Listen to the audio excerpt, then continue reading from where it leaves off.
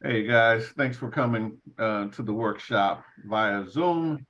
This virtual workshop, the day topic is understanding the intricacies of the financial institution and their products. A very timely workshop, timely message saying what's going on in the news, right? So we're going to talk about these companies. I'll talk about how they work and the products that they serve, they sell rather. And so the question will be, are these companies designed to make you wealthy? Is the life insurance company, the banks, the investment banks, are they designed to make you wealthy? So you hold your thoughts and your answer to the end once we talk about them and look at what they do, right? So question to the gallery.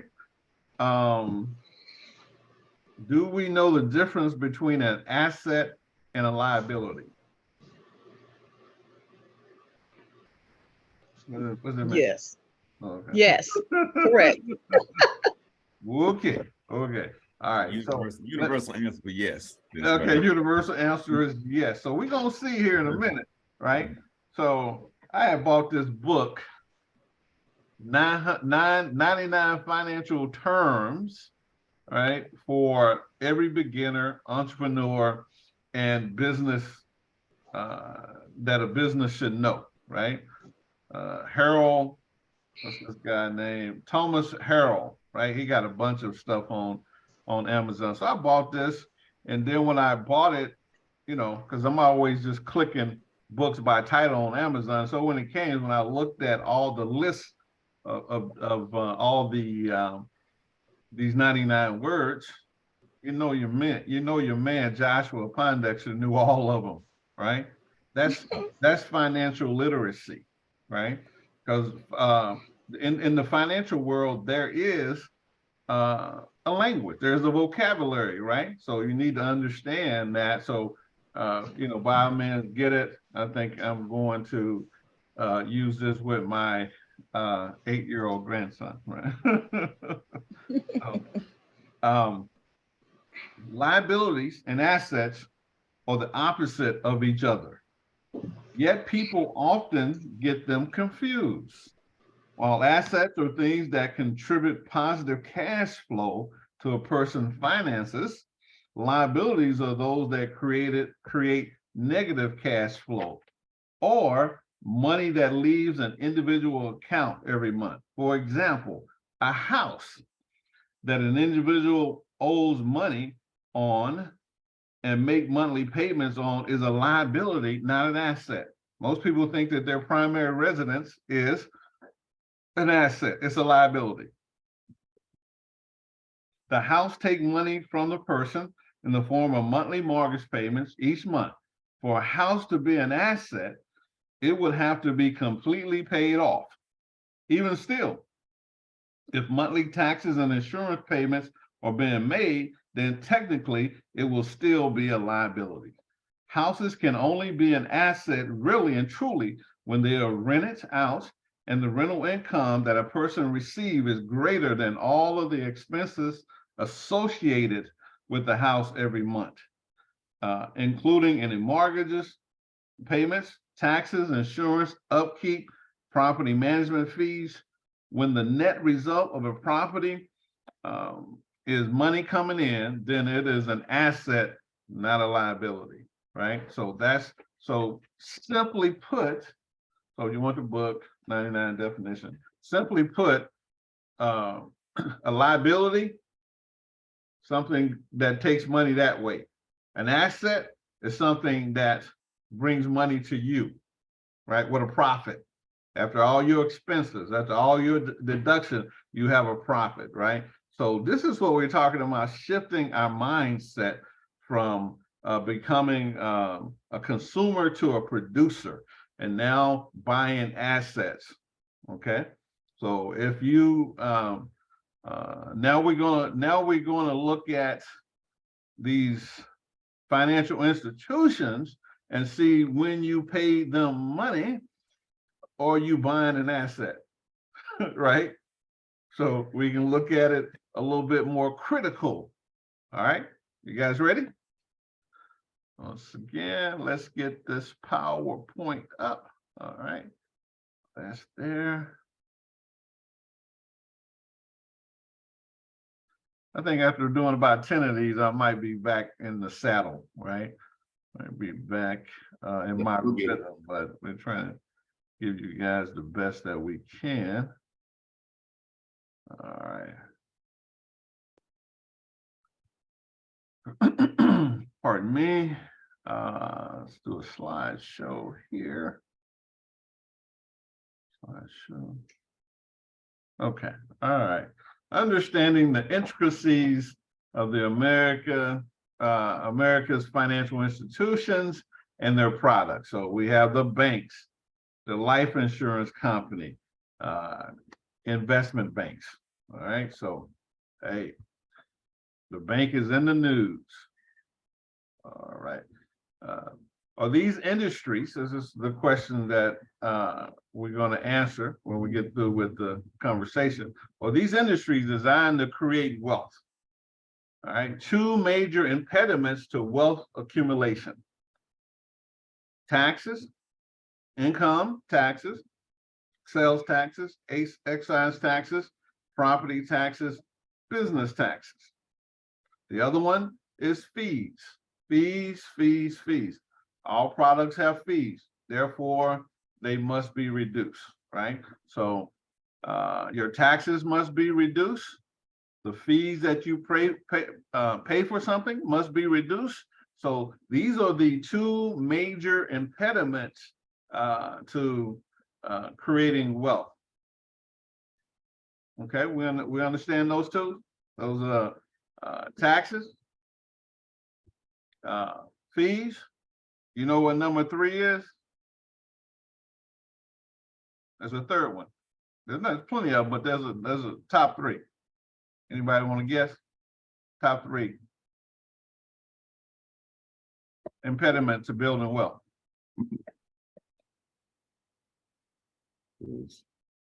All right, I'm gonna go ahead and give it to you. You lazy. That's an impediment. That's the biggest impediment, right? Right. Wealthy people putting in some hours. Portions of the South and Eastern United States, like in Atlanta. Okay, what was it again, Mr. Pondexter? I missed it. Skipped out on it. Being lazy, come to my workshop. Come to my workshop eating. Now, being lazy. Procrastination. All that. Lazy. You got it.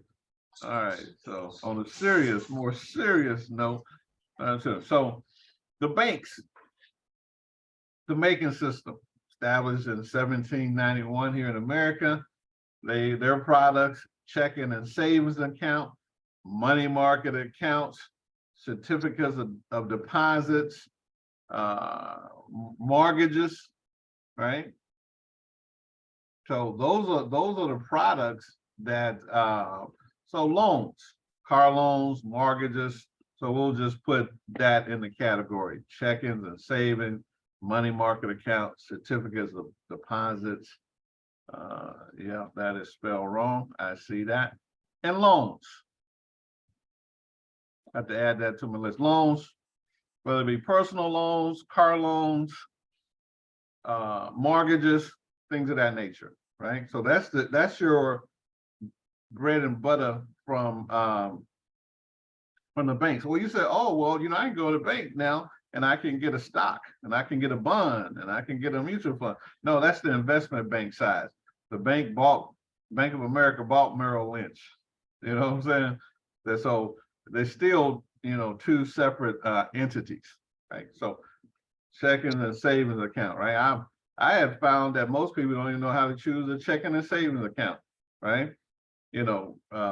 Because they got the way to fee you there. If you don't keep $1,500 in this account, this business account, you're going to get feed, right? So I was having a discussion with someone today. What's the difference between a local bank and a regional bank? There's no differences, right? Yeah, you might think that, they're going to know you down there. So money market accounts, they give a little higher yielding, right, than the regular savings accounts, but you're restricted on how many times you can move your money around, right? And so here's the mind trick on our mind. When we give the bank money, they tell us we're saving money, right? When they give us money, they call it what, a loan? Yes, sir. So why, when I'm giving you my money, it's saving and not a loan to you? And I can determine what interest I want on my money. Right. Because I'm the lender. So they didn't trick us around in that way. So we have noticed that. So there was two banks that the Silicon Valley Bank that was full of for startup companies, which is a very risky segment of the population, startups, right? And then Signature Bank. You guys familiar? You guys heard about the Signature Bank out of New York? Mm-hmm. Right. Yes, sir. So the Signature Bank is a bank that has a very specific target, right? They target lawyers, right, for deposits, right, and escrow. They target construction companies and realtors, right? They so this was their target, right? So and did I mention lawyers, right? Yes. So this bank was funded out of money out of Israel. This is how they got their started. So who you think their customers were? Israel. Other Jews, right? Mm-hmm. Other lawyers. Who owns the law firms? Most of the Jews. Right. Who owns the real estate? Right. You see who that customer was?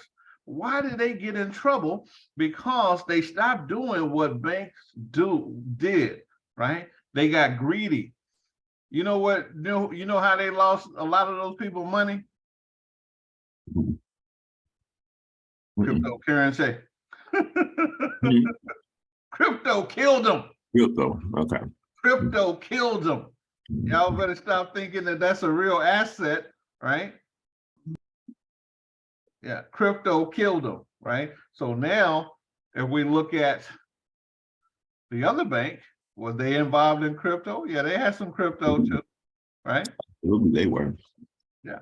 So and they were and so that crypto, when those folks heard about that crypto, they started making a run on the bank, pulling their money out, right? Okay. So now $250,000. Anybody got $250,000 in the bank?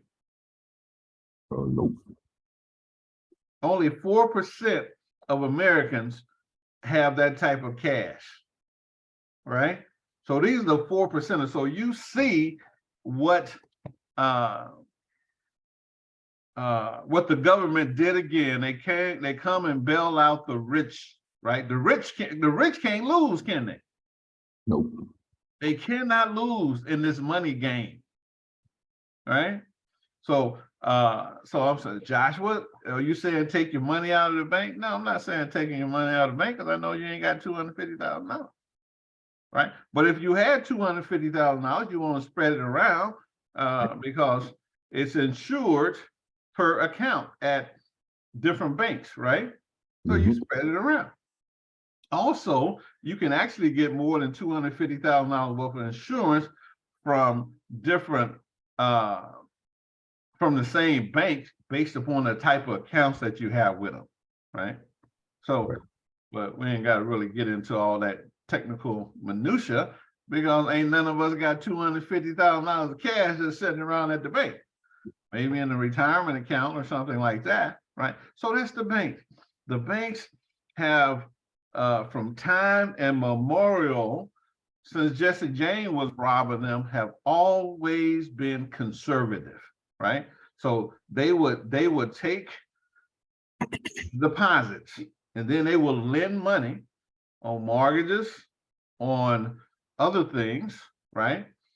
Loans and things of that nature. business loans, not a lot, right? You can depend on, they work like clockwork. Then they wanted to get into high risk stuff, right? This is where we started seeing that failure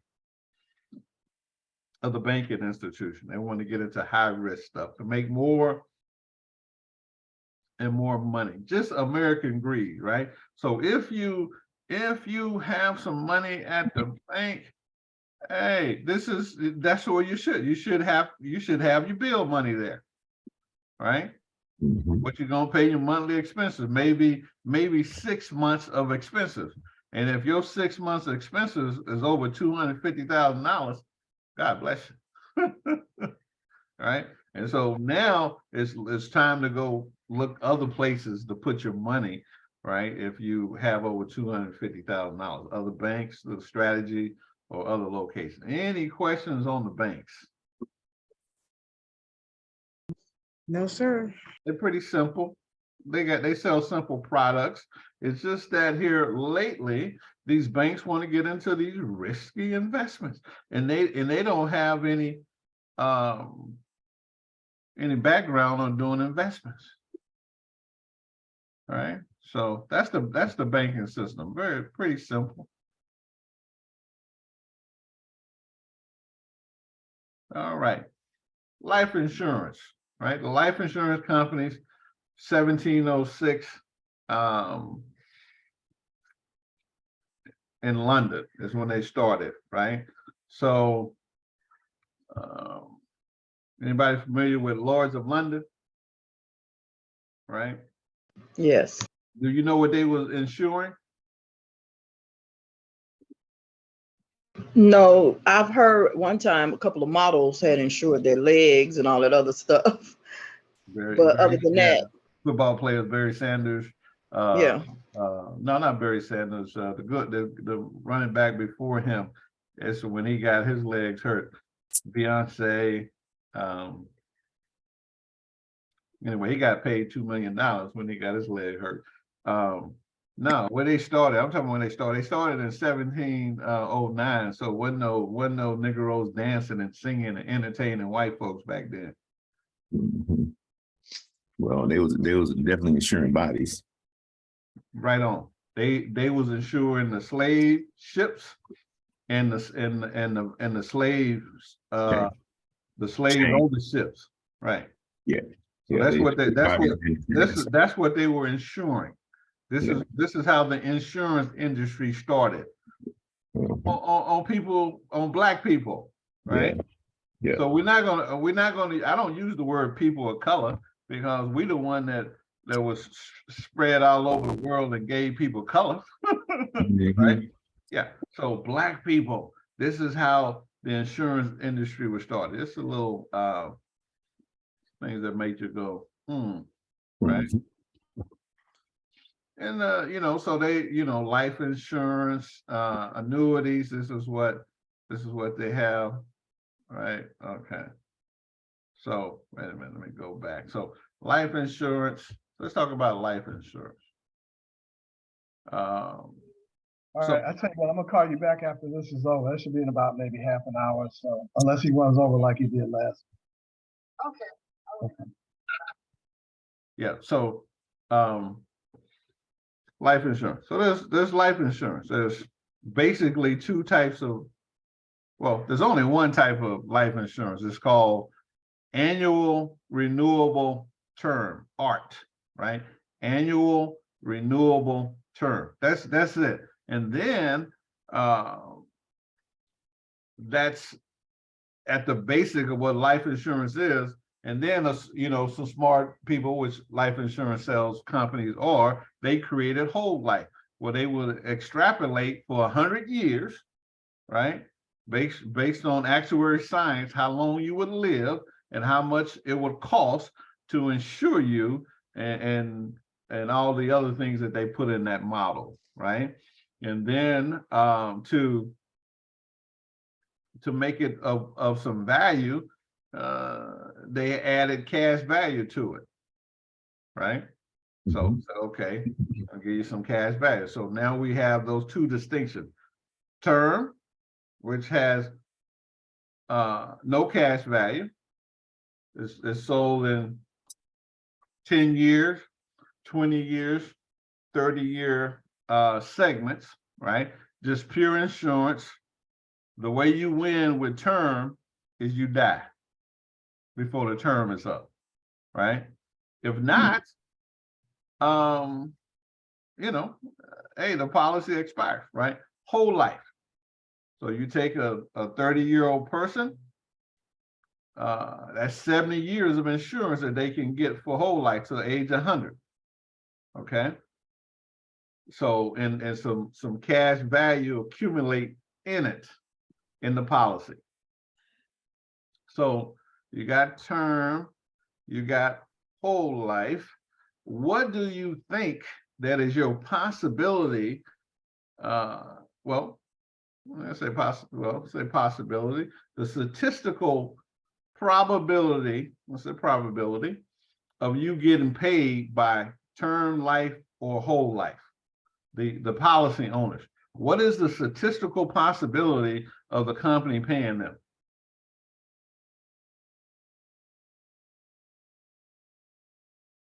Paying the individual. Yes. Oh, it's probably higher with the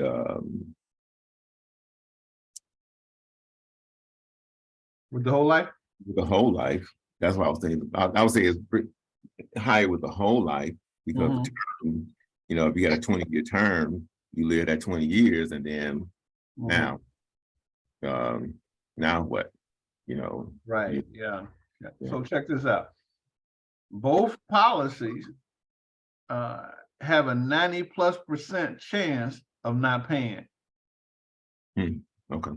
Yeah. So when you if you know, so what's going to happen is that somebody going to not pay their premiums. Right. Right.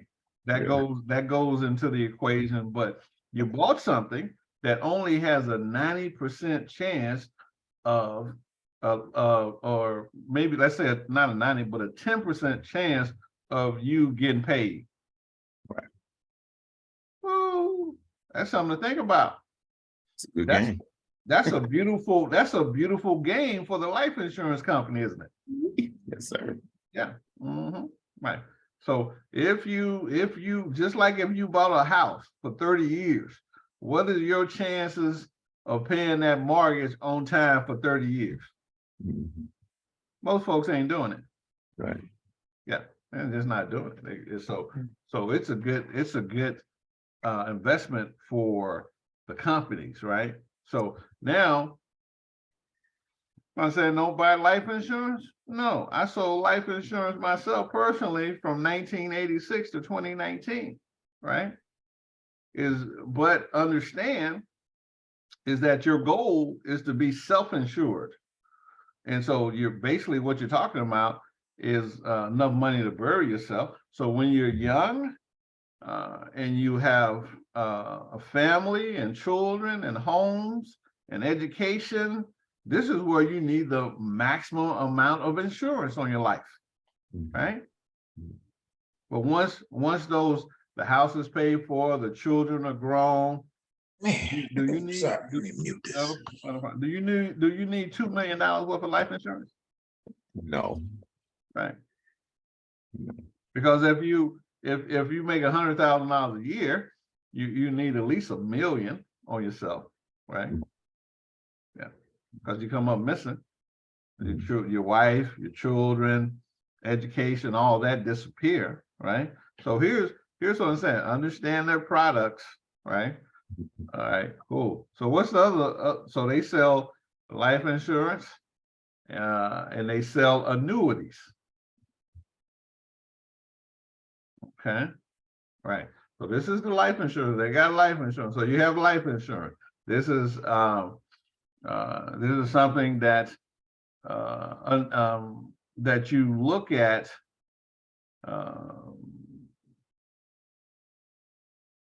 And how does it fit into your wealth building strategy, right?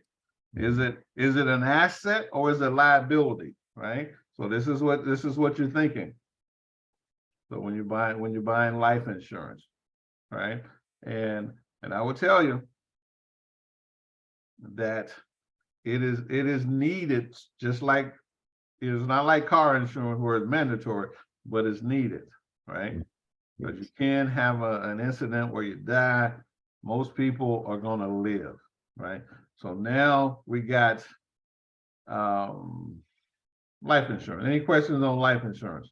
They don't matter the variations of it, variable, EIL, index, index life insurance policy, no matter what it is, it is annual renewable term, right?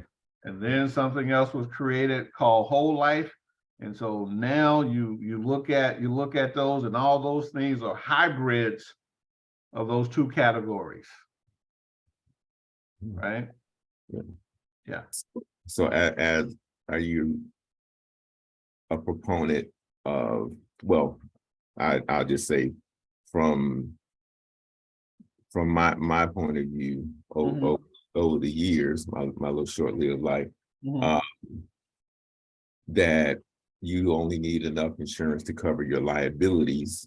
Anything beyond that is kind of extra if you're, if you're like, for me, I'm single, and maybe I'll leave a few dollars for the children, or leave a few dollars. If I was married, I'll leave a few dollars for the surviving spouse. Right. And I don't necessarily think I would go, and it's not a selfish thing, but it's just like, well, I wouldn't leave behind $3 or $4 million. I mean, not without some instructions and some rules and regulations. Yeah. Okay, so here's what I'm a proponent of, right? As like I was saying, a person that sold the product for decades, right? Is that it's incumbent upon the life insurance agent legally that they sell you they offer you the product based upon your needs, right? And so if they don't, they legally can be sued. A lot of life insurance agents don't know that, Mr. Lee, right? That the family find out that you offered them 100,000, and that was it, and you can't prove that you offered them $1 million that they needed. A lawsuit. That's why we have errors in omission insurance, right?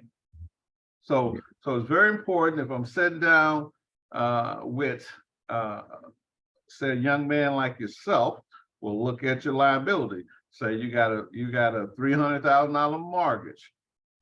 You have several luxury cars. You have children that are being educated. These are your liabilities. And so how much coverage do you need, right, to cover those liabilities? And it's going to be over $1 million. That's how much you need. But now the conversation will become, how much can you afford, right? So say for instance, I'm with a young family at 35, husband and wife 35, they got 2 young kids, both of them make $100,000 a year. That's $200,000 of family income that's coming in. They got student loan debt themselves. They have a mortgage, they have cars, they have 2 young kids that they want to educate. So we got to calculate all of that. So you can see how that very easily they're going to need $3 to $5 million of life insurance to cover their liabilities, right? Yeah. And if I don't tell them that, I am omitting, I am being erroneous in my presentation. So I said, hey, this is what 5 million, right? This is what you need, right? So what's your budget, right?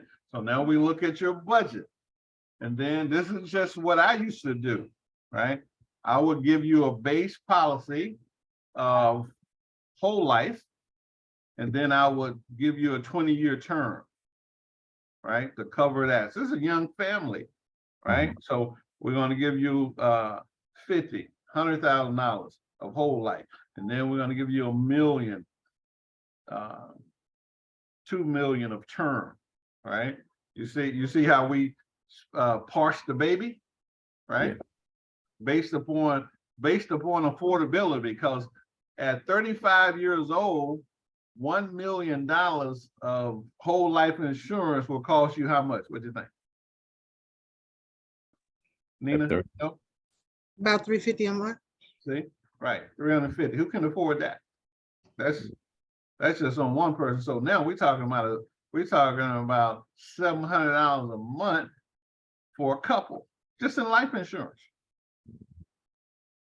Right. So there's not too many individuals that can afford that. So this is how much you need. How much can you afford? Right. Life insurance. Right. So boom, this is always it's been my practice, that especially as a person that started in the life insurance business in 1986 as a termite selling termites, right? See, buy term and invest the difference, right? I found out most people ain't going to invest the difference. You know, after doing this for 3 decades, you'll see that most people are not investing the difference, right? And so, boom, 30 years later, we got an issue, right? All right, so life insurance, this is a very critical product. It's very needed because most people cannot buy a house cash, so you got that. Most people cannot buy cars cash, right? The 70% of the population cannot do it, right? So they need some protection, right? So now annuities, right? Anyone familiar with annuities? It's a life insurance product.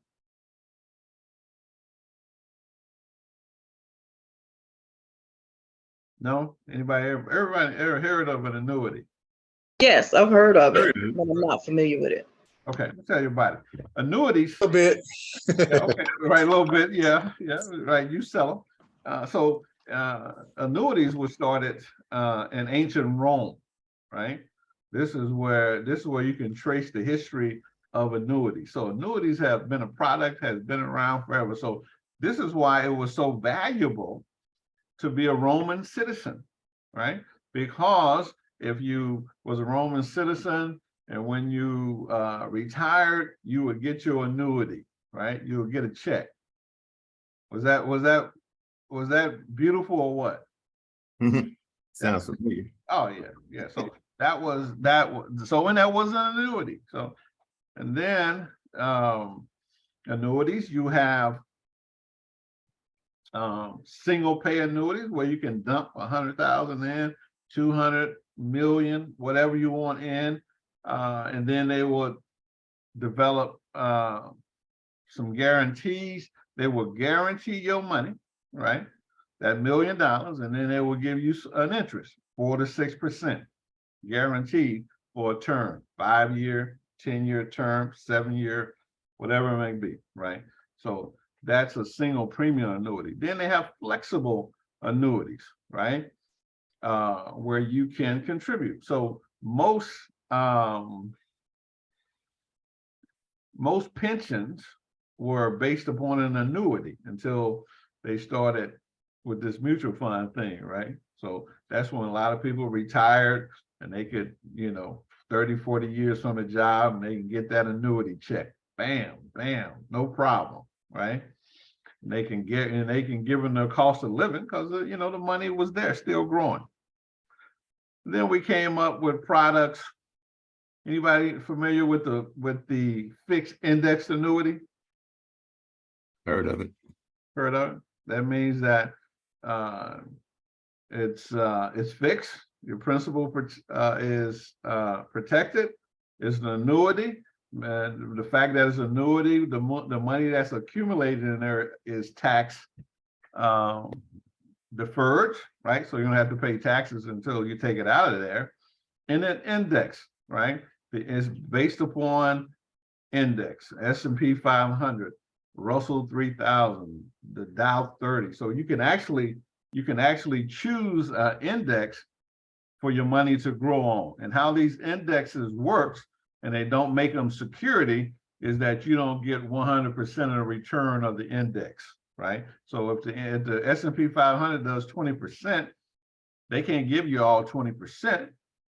Then it would be an investment. You cap that how much you can get off of that index. Then you're not directly investing in the index.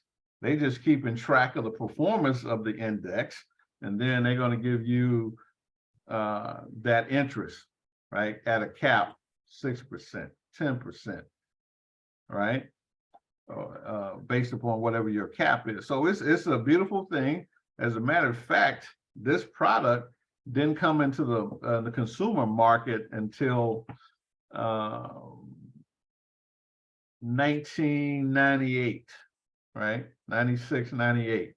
That's when it came into the consumer market. You know who used to get this product before it came in the consumer market? Very rich folk. Absolutely. When Tiger Woods, Ultra rich. when Tiger Woods get a $10 million purse, you think he'd take it to the bank? Sir. No, take it to the life insurance company. Right. They're guaranteeing his money. They got some skin in the game, right? So if you got some money, it sounds like taking your money to the life insurance industry is a pretty good deal, right? When they guaranteeing your money, right? You got 50, 100, 300, $500,000, right? $1 million. Boom. There's all type of rules and regulation, but the annuity is a powerful product, and it varies, right? So I told you the fixed index annuity came into the marketplace in 2000. I mean, about 1996, 1998, right? I started selling them in 2002. And so since that time, there's about 400 or 500 of them in the marketplace. There's a lot of them in the marketplace, Mr. Lee, right? There's a lot of them in the marketplace, and a lot of them ain't worth the ink it was written on, right? So you still have to look at where you put your money, right? So you got the banks, they sell their products. The banks used to operate under this very conservative umbrella, right? The life insurance industry, they operate on a very conservative umbrella. You know how many life insurance companies that have went out of business since they started in London? Interactive. Yes. Huh? I say 0. Okay, he Yeah. says 0. Anybody else? How many life insurance companies have went out of business? They go Very out of few. business, but they're absorbed. They don't necessarily go 0. away. Yeah, 0. Zero. They're absorbed. Zero life insurance companies go out of business. Right? And to your point, Nina, they're not so you have a life insurance product where you sold somebody, you gave somebody a paper, right? Us who sell the product, no, the only thing we give you is paper and a promise, and you giving the company cash, right? So if that life insurance company become insolvent, right? Who won't buy that book of business, right? Yeah, it's just you know, you got the paper, and all you do is receive the cash. And so the reason that they have become insolvent is because they're not operating it in a conservative manner, right? So not 0 life insurance companies have ever went out of business, right? Yeah, banks go out of business. They go out of business from bad management, bad risk. You know, these two that we saw, they're going out of business. Their assets are going to be sold, right? And it's going to interrupt the customer. Life insurance, the difference in them, the customers is not interrupted. Your policy still continues. So the contract still continue as it was, right? No interruptions. Okay. Any questions on those two vanilla industries? The banks, life insurance, those are vanilla industries, right? The banks have kind of got over in this area over here. Investment banking that started in New York, 1792. That's when the investment banks were brought into New York, right? The stock exchange, the American Stock Exchange was created. But do you know how that the stock exchange was started?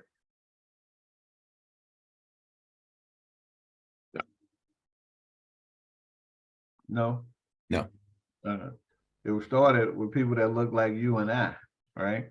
So there's a little hamlet in Italy who got together and created a stock exchange for those to invest in the slave trade, the ships, right? Had to build ships. So how was that financed? That was financed through the first stock exchange. That's how the stock exchange started. So you see how much stuff was started. Financial institutions were started off of Black people. Absolutely. If I felt some kind of way, I wouldn't even put my money in them. If I felt some type of way. Right. So now they got products too. This is how they started, right? You know, they had a slave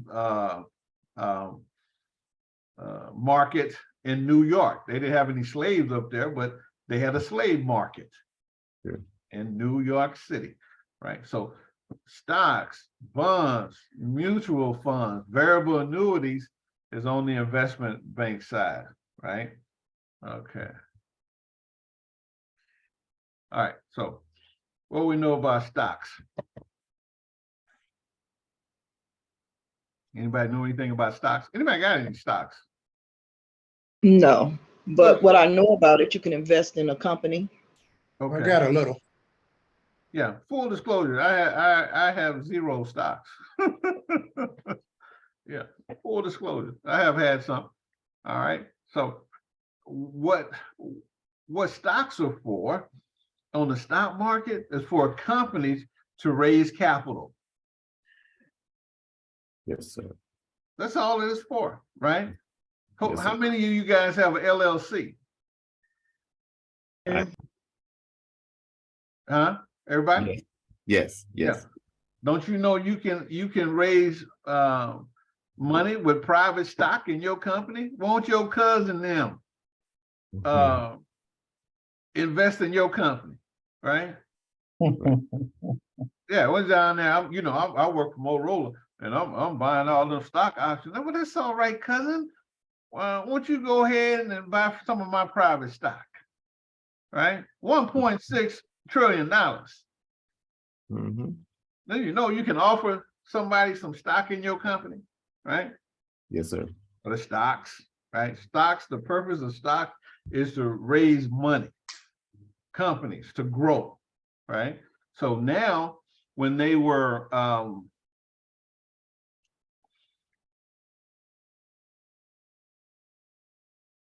this is how they started in infancy, to raise money for their company, right? They go and offer stock to the company. All right. So what happens, the brokers, Charles Schwab, the JP Chase, the Merrill Lynch, all these companies, they took over the market, right? So here's what they do. So they buy it when a company wants to raise money. Do you think they have to wait till it's sold for them to get their money? No. Them companies buy it. They buy all that stock, and then whatever they don't sell, they keep. You familiar with the term buyback, when companies buying their stocks back? Yes, sir. Who they buying it back from? Mm-hmm. Yeah, they buy JP Morgan Chase, who's holding their stock. Yeah. But this game ain't nothing nice, man. Mhm. Yeah. So anyway, you got the stocks, you got the bonds. Bonds or debts where you're buying debts from a company or from a country or from a municipality, right? You can, there's always bond offering at your local municipality to, for improvements and things of that nature. Debt instruments. Yeah.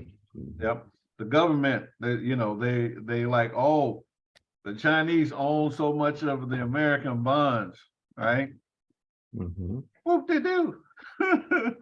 Right. That's a debt. That's indebtedness. Right. So boom. So that's a bond. Mutual funds. Anybody familiar with these guys? Mutual funds? Yes, sir. Okay. Yeah. So mutual funds is nothing. Yeah, they're not even an asset, right? Right. When you buy an asset, you get an ownership. Right. You buy a piece of real estate, you get a deed. You Right. buy stocks, you get stock certificate. You buy a bond, you get a bond certificate. You buy mutual funds, what you get? Yeah. A statement. A statement that shows that you have Percentile ownership. percentile ownership in 5 or 6 different companies, if that's that mutual funded, for lack of a better term, that mutually funded vehicle. Yeah, okay. No, I'll help you out, right? So most mutual funds are spread across 20 and 30 different companies, right? Right. And so you have percentile, you as a mutual fund owner have percentile ownership. The administrator, say it's Merrill Lynch, they go by. I told you they already own the stock in the company, right? Mhm. So now they already own the stock. And so since the company ain't buying it back yet, they go ahead and split it up into percentile ownership for the small investor, right? So that's what that was embedded for, right? So there's really no ownership, right? And for the privilege of you to invest in there, they fee you to death. You know, the typical fee on a mutual fund is about 1.2%, right? And then if you look at your portfolio of mutual funds, you probably have 30 plus in there, right? Mm. So let's say 0.7, right? That's a 0.5. That's an index fund. So 0.5 times 30 is what? I need for you guys. It's a workshop. 0.5 times 30 is what in a mutual fund? 1.5. 0.5. How much? 0.5 times 30. 1.5. How much is it? 1.5. 15. It's 15. How 15? 15. 15. Thank you very much. That's 15%. That's 15% fees that you have been charged to own that mutual fund, right? So if the market does 20%, how much do you get? 5. Right. You at best you're going to get 5 because that's just owning the mutual fund. Then there's transaction fees. I have looked at people accounts that the mutual fund company showed them that their portfolio did 22% return for the year and they were given 2%. That's a mutual fund. 20% in fees. 20% in fees. Yeah, they had the fees, had over 30 plus different funds in there, 0.5, 0.7. So, you know, I got to sit there and I got to show them, I got to add it up, right? Okay, and then they look at me crazy, and then I say, you know what? I didn't put this in your statement before I came over here. I'm selling fixed index annuities, Mr. Lee, with no fees. See, yeah. So now when I show you that you're only getting 2% return, so if you don't believe me, go Google the average return of a mutual fund for 20 years, 30 years, right? The average mutual fund holder in a 20-year period get less than 3% return. And then the mutual fund company has the nerve to blame it on the person. Say they moving their money around too much.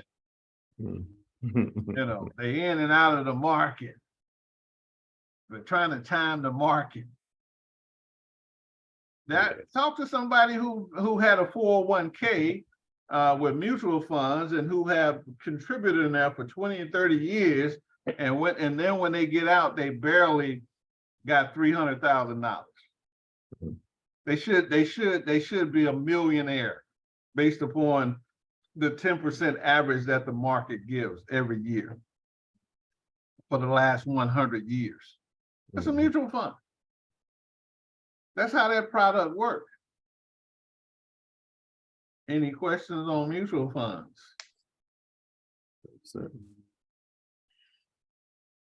So this is why when my customers, I always recommend they have an S&P 500 index fund. It's a flat fee of 0.5%. It's less than 1%. That's it. So just with that move there, the majority of my clients with 401ks, I have saved them 12, 15% return, percent charge every year in their 401k, right? Because if that year your 401k don't make no money, do you think they don't charge you that fee? It's coming. Yeah, you're gonna get the fee in up times and down times, right? So somebody's been selling financial products as long as I have. I gotta look at them. I gotta examine and see what I'm selling people, right? Yes, sir. It's a mutual fund. Yeah, I would tell you, I got a mutual fund. I got an S&P 500 from Vanguard because it's a mutual company. Means I'm part owner. You have your own ownership. They ain't really screwing the owners of the company, right? Yeah. So, boom. I know some of this might be kind of interesting. It's like, wow. Joshua, did you sell mutual fund? Yes, I did. Yes, I did. Yeah, until I learned better. And then I started selling fixed index annuities because at least the life insurance companies put some skin in the game. They guarantee that, hey, as long as we're around, we're gonna return you your money. Howdy Doody said, I'm not interested in the interest on my money. I'm interested in the return of my money. See? Yeah. So this is mutual fund. Okay, that's and of course, there's another one here that the investment banks sell. They call variable annuities, right? Variable annuities, meaning that you can lose all your money. Fixed index annuities, you can't lose your money. Variable annuity, you can lose all your principal. You don't want that. Plus, they're latent with fees, right? Life insurance products has mortality charges and fees that are in there already, right? and then you lay on top of that investment fees, right? And if you sell a variable annuity, then you're selling somebody nothing but fee, 544 funk, right?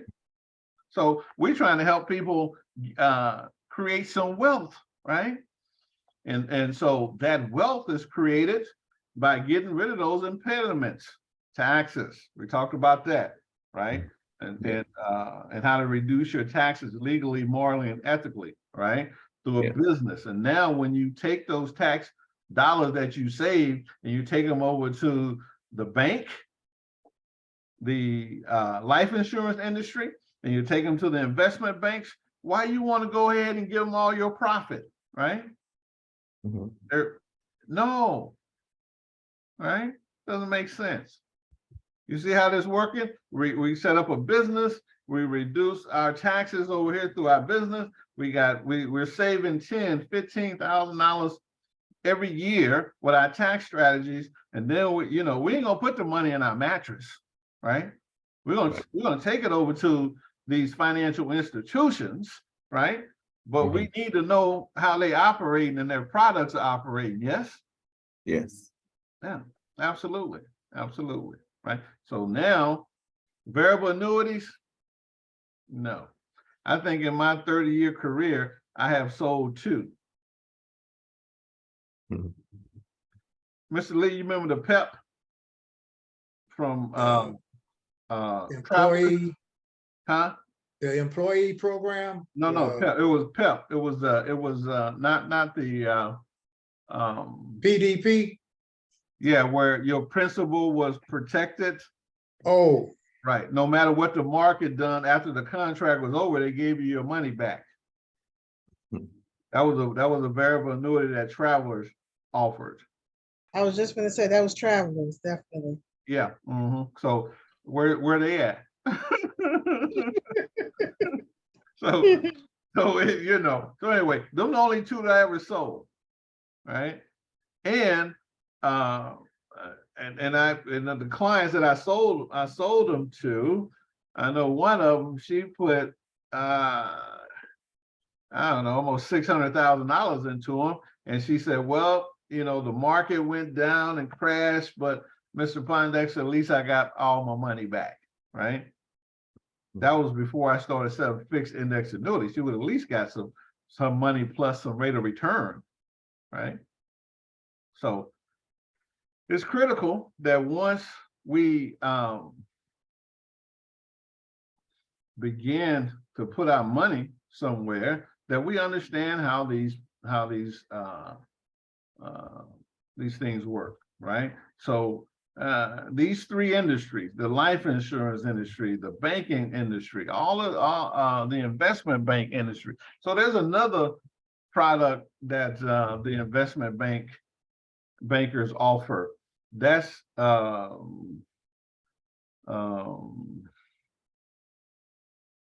hedge funds, right? Anybody familiar with hedge funds? Somewhat. Yeah, well, we heard them. Yeah, we heard them. I ain't even familiar with them because I'm familiar with them technically, but I ain't got enough money to go to the hedge fund people. So this is how the hedge fund people work. I'm telling you, wealthy people never lose because they got the laws changed. So I have $10 million. Ray Dalio got popular when he started talking. He didn't talk for 40 years. Unless you was in the investment industry, you didn't even know who Ray Dalio was, right? So here lately in the last 5 years, he got to talking, and he stopped taking money over 10 years ago. In order for you to get your money in his hands, it was $2 billion you had to bring under his management. And you had to bring a $200 million check at signing on for him, right? All right. So ain't no sense of us thinking, I know how they work technically, but I ain't got enough money to get in their hands. So this is how they work. So they get 2%. It's 2% and 20%. So when you bring your money to them, they get 2% of your 10 million feet off the front. And then whatever money that they make you, they get 20% of that. Right? And trust me, them folks that are giving them folks their money, Ray Dalio their money, he's making the money. Right? This guy has a 40-year history, and in 40 years, he has 2 losing years that he lost less than 3%, right? In those combined 2 years. That's making money. This boy know how to make money. He know this money game, right? And for me, when he makes me the money, whatever he earns, the 20% that he earns, and whatever I earn, I don't get taxed as regular income, the nominal 33%. They get taxed at capital gains. That could be anywhere from 20% to 10%. If it's long-term capital gains, you held it for over a year, you get the lower rate. You see how rich people always winning? Yeah. Yeah, they get it. Always winning. And so where are the financial institutions making their money from? Poor people. We don't understand how their products work. I'm not saying that don't engage. Please engage with these industries, but understand how their products work, and then what's going to fit into your program. So here's the question on the floor.